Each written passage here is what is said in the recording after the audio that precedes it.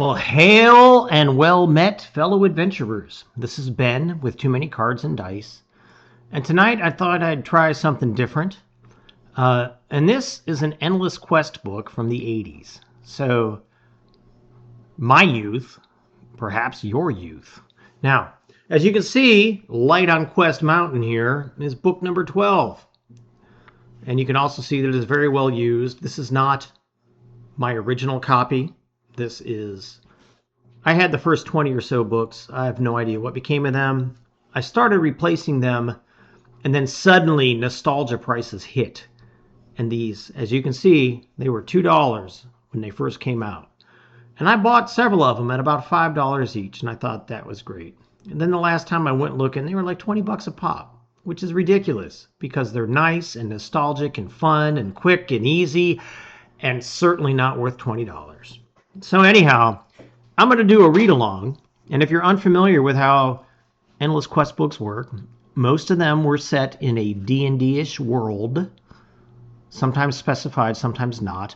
This particular book, though, is set in Gamma World, and this book is written by Mary Kirchhoff and James Ward. James Ward came up with the rules themselves for Gamma World, and as you might imagine from the strange science fantasy picture of a lizard man and a two-headed, four-armed blue woman fighting, it's a post-apocalyptic game. Nuclear war happened, centuries passed, and then you roll up PCs and there you are. So anyhow, without further ado, and I'm doing it this way so that we can see the art. Sometimes it's awesome, sometimes not so much. The cover art there was by Keith Parkinson. Interior art is by Steve McAfee. And as you can see, copyright 1983. And I love the inscription, "To England, the land from which the best of us springs." All right. And I'll be recording the page numbers so that in theory, if this is popular, I can go back and do the book again and make different choices. And then I've got a beer set aside to wet my whistle as I read. Anyhow, here we go. In Light on Quest's Mountain, you are Ren, a young boy living in a possible world of the future. In this world, man has been forced to live much as he did when spears and survival were a way of life. The people of this primitive society are both helped and confused by the remnants they find of a civilization far more advanced than inhabitants of the 20th century can imagine. Legend says that long ago, so long that no one you, as Ren, know was living then, terrible wars swept the civilized world, leaving vast wastelands where no man can live. Before the wars began, man was ruler of the earth. But one result of these terrible wars was that creatures rose from the ashes of the bombs. The genes of the earth's animals and plants were altered until strange new creatures arose, creatures of awesome power and fierceness, and often great intelligence. A courageous member of your village has returned from the far north to boast of an intelligent race of lizards, which is starting to build its own civilizations. 2 members of a 15-member Southlands expedition have returned, with evidence that huge machines are building a city from the ashes of an old one. Robots function in a way no man ever put into their circuits. Villages like yours have sprung up in areas least damaged by the wars. Man no longer rules. He must share the land. With caution and luck, he exists. So that's the setting. "That's it! No more school!" shouts Chark, bounding out of the brick and thatch building that serves as your school.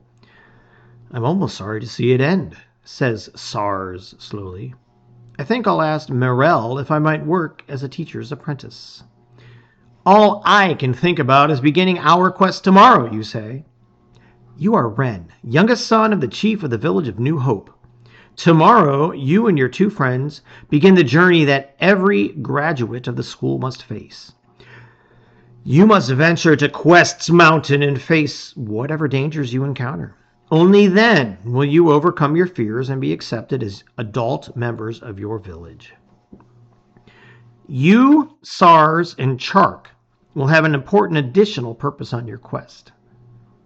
Recently, villagers have spotted a strange light atop Quest Mountain. The village elders have asked you to try to determine the source of that light. They sure don't waste any time, what with having us leave the very day after we graduate, Chark says dryly.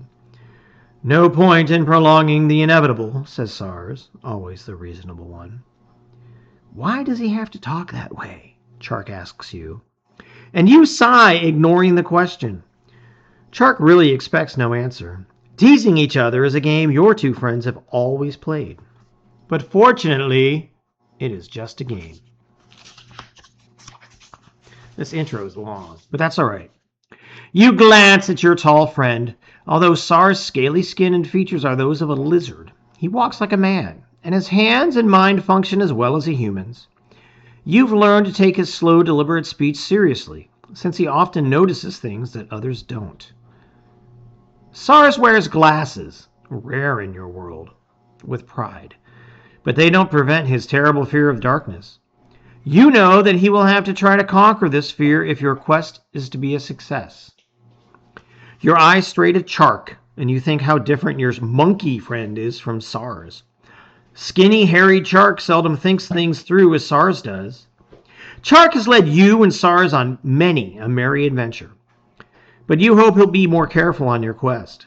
Even more, you hope he'll be able to overcome his deep fear of water. You find it hard to admit, but you are nervous at the thought of your upcoming quest. You will be the leader, and you fear making a wrong decision that might risk the lives of your friends. You come from a family of great leaders, and you wonder if you can live up to them. Your thoughts turn to Jor, your closest brother, who was to have succeeded your father as chief. The entire village mourned when he went to the desert on his quest and never returned. With a strong effort, you snap your mind to the present. Go home, you two, and check your gear once more. We'll meet in the village square early tomorrow morning, you say as you start to leave. You awaken to a bright, clear morning. You check your gear one last time, hug your sisters, and set off for the square with your parents. A crowd of well-wishers has gathered there to send the three of you off on your quest. Your father claps his hands and everyone falls silent.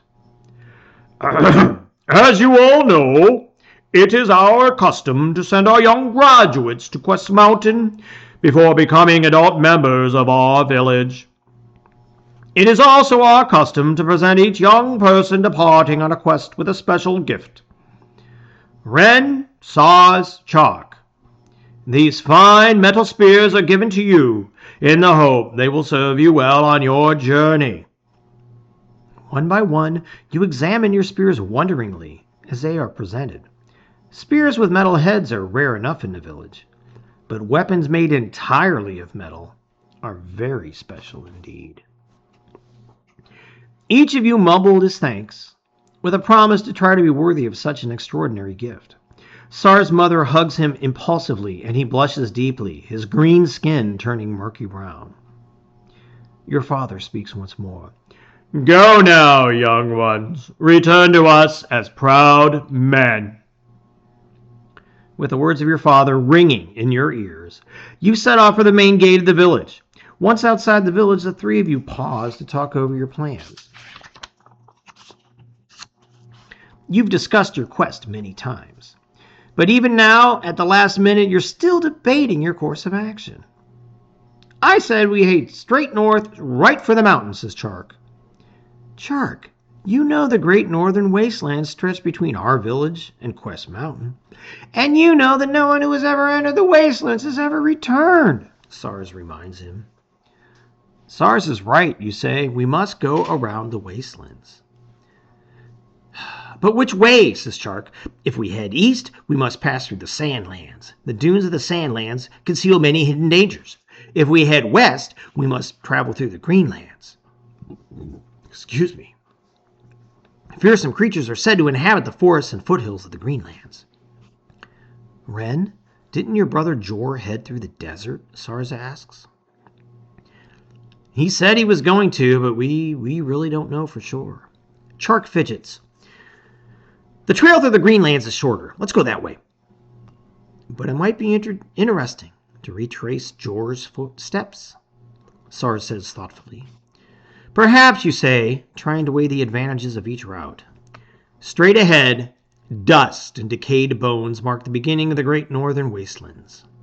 To the west, you see the leafy roof of the dangerous Greenlands. Turning to the east, you face the perilous Sandlands, the path your brother followed. It is time to decide which way will you lead your friends.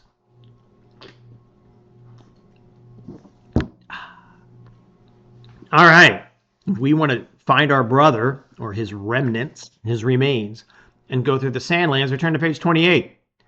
If we want to go through the Greenlands, the shorter path, what sounds could be the safer path, despite the more monsters. 51. I want to go find my brother because I personally am a big fan of my brother. So here we go, page 28. Too far. 28, here we go. Lots of reading. Sorry, folks. I think we should go through the desert to the mountaintop, you say to your friends. The thought that you might find some trace of your brother Jor makes your heart leap with excitement. Okay, says Chark quickly. It doesn't matter to me, just as long as we get going. And with that, he skips off toward the northeast and the low range of hills that hides the beginnings of the desert. I worry about Chark, says Sars, watching your monkey friend. Sometimes he's too quick for his own good. We'll both have to watch him and make sure he doesn't get into trouble. Sars chuckles and continues. I hope he gives us time to enjoy the areas we travel through. I never saw anyone move so fast and see so little. Funny you should say that, Sars, you say, laughing. Chark just told me that he never saw anybody move so slow and see so much. You both laugh and run to catch up with Chark. Soon your lizard friend says, it's odd that I don't recognize a single plant. There aren't very many of them either, adds Chark. Look at this, Sars exclaims, bending over a purple bush with orange cone-shaped flowers. Can you hear those bells? He asks, face aglow with excitement. The wind makes the flowers on the bush ring. A gentle breeze swirls around you, setting the bells to chiming. Why does it do that? Chark asks. Probably to frighten away birds or bats that might eat the berries, says Sars. But it's a nice sound, too, he adds. The wind picks up in the late afternoon. The farther you move into the dry desert, the fewer and stranger the plants become. You stop once to eat, but continue walking until near sunset. We should look for a campsite for the night, you shout to Chark, who is climbing some large rocks off the path. Chark looks longingly to the next ledge, shrugs, and then shouts down, Let's make for those big rocks way up ahead. I can climb them in the morning and scout out the best path to take through these hills. You walk on, collecting small sticks and dried weeds, which you use to make a fire in the shelter of the boulders. Gradually, darkness closes in around you. How are you holding up, Sars? You ask your lizard friend. Oh, I'm all right if I stay within the light of this fire. I have to count on my other senses at night, and sometimes they just aren't good enough. He hesitates and then adds, Sometimes I envy you and Chark. I know what you mean, Sars, says Chark. I've often wanted to be able to smell as well as Sorel, the village elder, or to hear as well as his wife, Desandra. He sighs and plops down in a heap before the fire. After a few moments, he leans forward and points toward the outline of the moon. Why, I bet Desandra would have heard the beating of those wings up there long before this. Wings? What wings? You look up quickly, scanning the sky. Suddenly, as the last rays of the sun fall below the horizon, you see black winged creatures flying in your direction. Hundreds of the bird-like things flap loudly in the violet blue sky.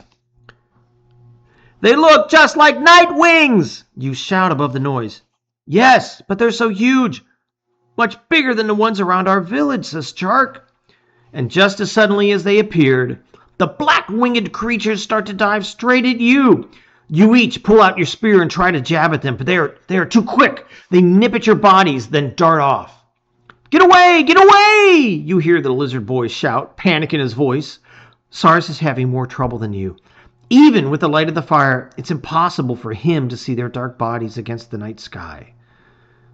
For each creature he manages to hit, 2 more fall upon him, beaks pecking viciously. Chark, get on the other side of Sars. We must guard each other's backs. Oh, these can't be night wings, you shout. They're too big. All right, check out this art. So night wings are vampire bats, near as I can reckon. Big ones. Or maybe those weird wing things from the Beastmaster movie. Do you remember that? They would wrap around you and suck all your flesh away. I should make my kids watch that movie Beastmaster. Anyhow, they're black, mostly wings, and come out at dusk. That makes them night wings. And that makes us supper. Chark yells as he withdraws his spear from one. I can't see them, cries Sars, numb from the pain and frustration of the Nightwing's ceaseless attacks. You move closer to Sars in hopes of relieving him a little, but there are just so many creatures in the darkness that you have all you can do to save yourselves. These spears just aren't working, you shout. We aren't hitting enough of them. 2 Nightwings dodge around your flailing spear and bite you on your arm and leg. I can't even feel my arms anymore, cries Sars, so angered and humiliated that he begins to shout at the bats in rage. Get away from me! Go! He roars. And you look at the usually calm lizard boy in surprise. But just as startled, the Nightwings begin suddenly missing their targets. They begin to crash into rocks, ram each other in mid-flight, and even fly straight into the ground. And a smile spreads over your face. Keep yelling! It seems to hurt them! You and Chark join Sars in yelling any gibberish that comes to mind, as long as it's loud. The creatures become even more confused and gradually fly away. Soon every one of the bat-like things has either flown away or is dead on the ground around you. Chark lets out a whoopee and hops circles around Sars. You've won the battle for us, Sars! You shout, slapping your lizard friend on the back. Sars smiles, embarrassed but grateful. But then your joy gives way to pain as you each begin to feel the effects of the deep cuts the creatures made on your bodies. There are dead Nightwings all over. Some have fallen into the fire and smell terrible as they burn. There's a good chance that we haven't seen the last of these giant Nightwings, you say thoughtfully. Some of them may smell these dead ones and come looking for a free meal. After we clean our wounds, we'd better decide what to do.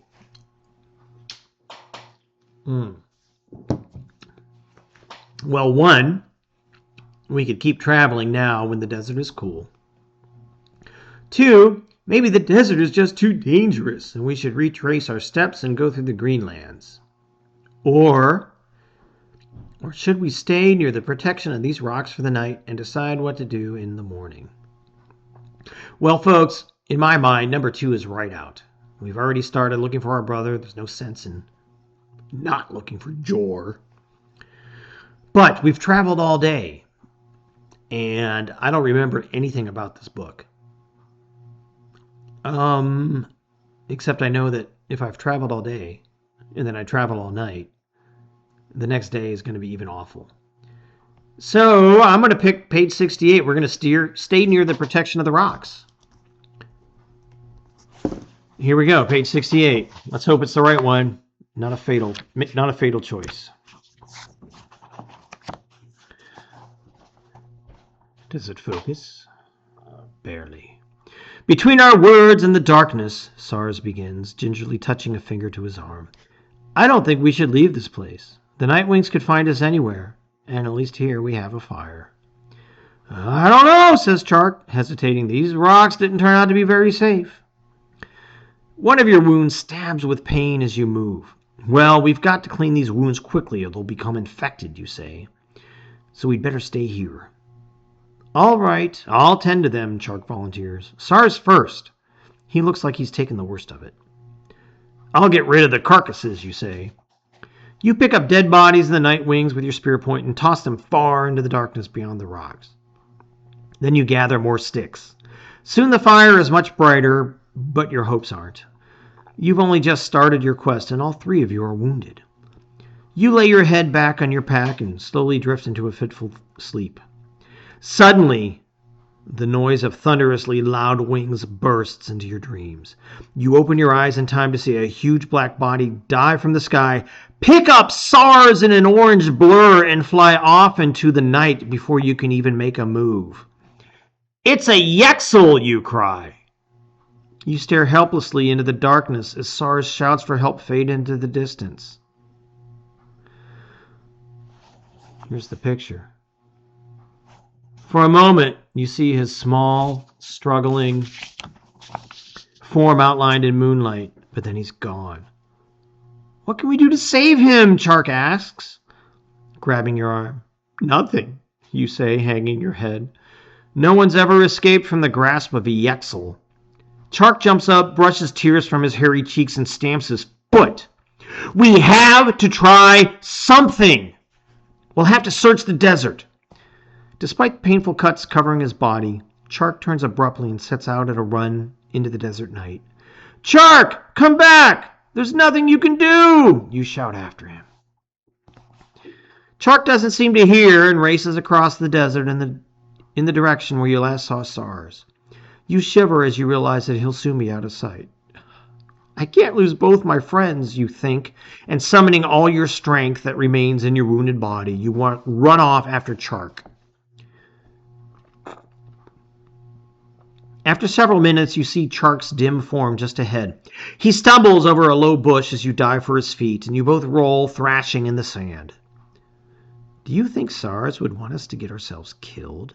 you gasp as you struggle to pin Chark's hairy arms to his body. Suddenly, you feel Chark's body go limp, and he ceases to struggle. "You're right, Ren," he says finally. "There's nothing we can do." You spend the rest of the night staring into the sky, straining to find an answer, but there is none. You face the morning with red, sleepless eyes. The thought of never seeing your friend's smiling face is hard to bear. Even if you went on to find the light at the top of the mountain, there would be no joy in it, because you have lost one of the best friends you have ever had. You turn back toward the village, where you'll have to face SARS' parents. The end. All right. Well, that is a very short quest that ended in not utter failure, but close enough. And that's how adventures actually kind of work. We make grand plans, we prepare, we rally our allies and our friends to go with us, and then sometimes it doesn't pan out, like with poor SARS here, getting eaten by the Yexel. For what it's worth, I have never played Gamma World, so I don't know what a Yexel is, beyond the fact that it has wings, and it's big enough to carry human-sized critters and people away. Let me know in the comments if you enjoyed this journey on the Light of Quest Mountain. I'm saving the notes so I know not to do this particular route again. But let me know in the comments if there's a particular book, hopefully I have it, or if you want to hear more about the Light on Quest Mountain. Anyhow, folks, that's all I've got. My inner English degree holding former English teacher really enjoyed this. I hope you did as well. And that's all. Cheers.